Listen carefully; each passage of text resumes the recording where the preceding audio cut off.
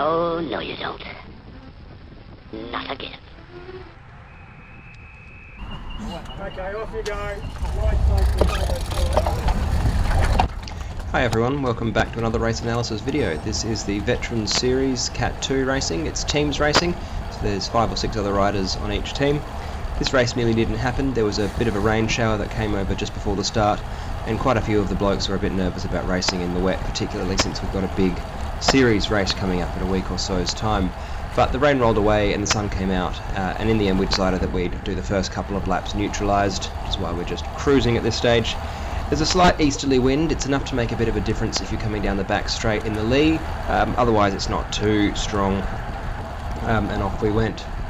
My team's sitting in a really good position. I'm leading the overall, and so today I had a couple of jobs. David Andriani is sitting in second, and the way he wins races is he goes in 2 up breakaways from about the halfway mark, and just hangs away off the front for the whole race.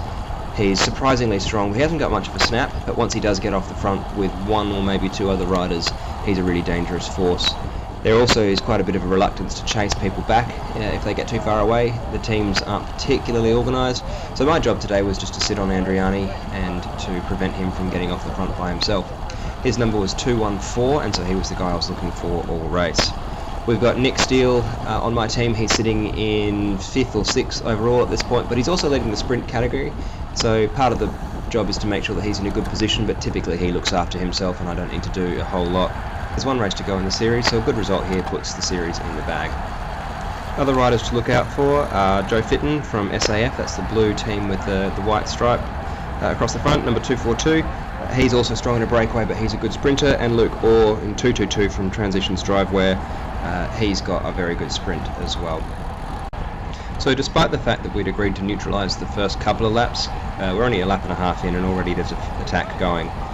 The guy in USG in the red kit, he's not my marked rider, plus one of my teammates was on the very back of that attack, so I'm quite happy to let it go. However, these guys never got more than a few seconds and they were reeled back in shortly. 4 or 5 laps later, it's all been pretty cruisy, and at this point Jason Tattersall attacks. Now he's not one of my marked riders, and he's not particularly well known as a breakaway artist, he's more of a sprinter, and since nobody went with him I was quite happy to let it go and just see where he went. We're really early on in the race. The chances of a solo rider staying away till the end is pretty slim, even with a chill, cruisy group. He did manage to get about 30 seconds lead at the peak, but then it was all brought back. So we're quite a few laps later, Tattersall's still up the road, and then the absolute worst thing in the world happens and I get a splodge on the camera. Nothing I can do about it. There's still enough footage to look at, but I'm really sorry, it sucks. So we're 14 laps in, we're nearly 15 minutes since Tattersall attacked. It's been really chill in the pack. I mean, my heart rate's barely been above 160, and there's an attack on the right, and this is the first time I get a look at my number 214, David Andriani. So this is my mark. This is the guy I've got to go with no matter what.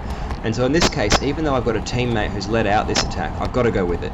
I don't have to do any work on the front of this, but I can't let him get away off the front without me being part of that.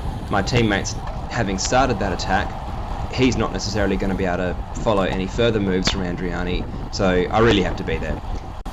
That attack doesn't really go anywhere. It strings out the bunch for a bit, but a few laps later I'm on my guy, 214, and I'm just going to stick to him like glue from here on.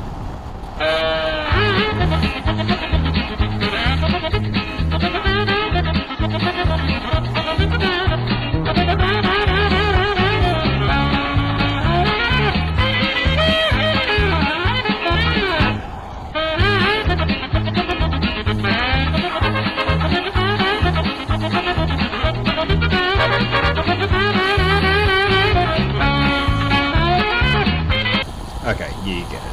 We'll skip to the next bit. So I've been sitting on Andriani for about the last 5-6 minutes, and finally he makes another attack, but this time I'm right on his wheel, and although I've got to do a little bit of work just to get on terms with him, I'm doing nowhere near as much as he is, and I'm really just happy to sit on. One guy from Transition bridges across, he has a quick look back, but I'm not going to do any work. So this is the job for the day. Just sitting on Andriani, making sure he doesn't get away, and if he does, I'm just going to sit on him and then pip him at the end, but ideally just sit on him and demoralise him so that when the rest of the team, or any other team, does a bit of work, they're going to close it down. And remember that I'm leading the series at this point, so every other team is going to be trying to chase me down, so by simply being on his wheel, that pretty much means he's never going to get away. And indeed he doesn't. He comes back, gives up the attack, and fairly shortly the peloton picks us up again. And of course, NorCal Cycling would be proud. There's the immediate and inevitable counter-attack, but my marked guy's not in it, my teammate's on the back of it, and so I'm more than happy just to let that one go. As soon as I see Phil Bray making his way across to it, I know that the break's either going to succeed and Phil Bray is going to get the win, or everyone's going to bring it back because you can't let Phil Bray get to the end of a race in a break. So despite the fact that Andriani's done quite a bit of work closing that down, his teammate has a quick glance at him and then goes for a bit of a lead out. Once again, I'm not leaving his wheel, so as he goes to attack, once again, I'm just going to sit on it and make sure nothing goes away. The teammate does quite a good job here. He brings him to the front at speed. I can see he's about to lead it out. Off he goes with the attack. Once again, I'm right there and I'm just going to sit on it. This is pretty negative racing, I guess, in a way, because rather than attacking and trying to make the win from an active break, I'm really just making sure that nothing does go. But at the end of the day, it's a team's race, and team tactics are definitely in play. And once again, here I am sitting on the back of Andriani, making sure that there's no way he's going to get to the end and nab points off my teammates.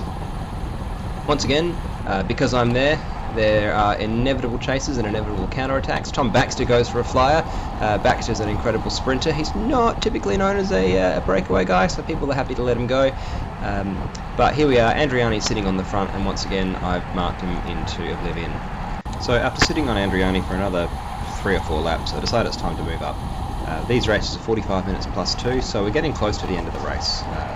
And at this point it's going to be pretty difficult for an Andriani type rider to make it to the end in a solo or even a 2-up break. He's good for the long breaks, but I'm pretty confident that if he does go for a break at this point, we can always bring it back without exhausting everyone. And so it's time to get to the front of the race. As usual, I move up on the right hand side down the back straight. There's, as I said, there's an easterly wind, so it's the sheltered side. It's really easy to move up 20, 30, 40 places without much power. And unless something unexpected happens, that's my team job done for the day. So now I'm looking out for myself a little bit and making sure that Dale and Nick are in a good position at the end.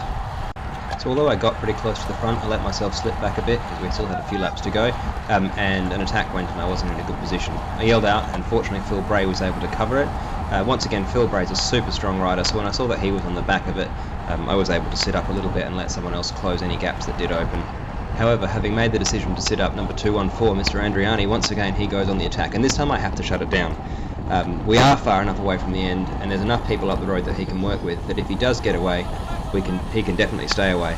So I've got to make sure that I'm close enough to his wheel to respond to that. We get around the bottom corner, everything sort of looks like it's back together, but then he attacks again coming up this little rise. Fortunately this time Phil is able to cover it, so as I can see the guy in front of me has dropped the wheel, and Andriani goes again. I'm jumping up after it, but Phil gets there in front of me and he does the main work to close him down. So once again we're in a really good position. If Andriani is going to try to go on with it, I know that Phil's going to sit on his wheel, and if Phil does blow up, then I'm right there to come across and do the next lot of work. But at the end of the day, that was the end of Andriani, and his attack didn't really go anywhere. So we're coming into 2 laps to go. I'm way too far back, but remember it's an easterly wind, so I'm moving up on the left hand side, and I make it pretty close to the front, and then duck out to make sure that I'm on my teammate's wheel. 2 laps to go, and I'm pretty happy with my position. I'm always happy to slide back a little bit, because I know I can make up a lot of spaces on the back straight, so let's see how it goes. So here we are with 1 lap to go, and I'm pretty happy with my position. I'm probably 10 wheels back. And the great thing about this course is you really can move up on the leeward side down the back straight if they leave you any room. For some reason or other, these grades aren't particularly good at guttering you, so if there is a good lead out, typically they're in the middle of the road and there's plenty of space to move up on the protected side. A few more people are coming through and I'm not really happy about this, but I'm close enough to the front and I'm pretty happy about my ability to move through. Coming around the top corner, I'm sitting in a spot which I'm not particularly happy with now because the wind's from my left, so I'm on the windward side. I'm not particularly sheltered, and although this transitions rider has done a really good job of pulling me to the front, I'm maybe 3 wheels too far back from where I'd want to be. At this point Matt Miller's tapping me on the shoulder from the right. Let me through, so I let him through, and this is perfect. He gives a fantastic lead out. I think he was trying to lead out his mate, and I shut the door on him, but he wanted to be first into the bottom corner, and that suits me fine. I like to be second or third wheel into the bottom corner, because from here, as soon as you open up your sprint, if you sprint soon enough, which I finally did, you can carry a sprint all the way through to the end of the race, and that's what I did. So he pulls off, and I open up my sprint. At this point, I'm just putting my head down. I've got no idea who's around me. I've got no idea who's close. If I'd known that Nick was right on my wheel, I might have pulled off and let him come through to get a few extra points. But I didn't know that, and so I just powered through. He came through right on my wheel, he got second, and there was nearly a second gap to third. We got a couple more in the top 10, so heaps of team points. Ended up being a really good team race, lots of teamwork, keeping the people we needed to in check. That rounds out the series, and I'll see you in the next one.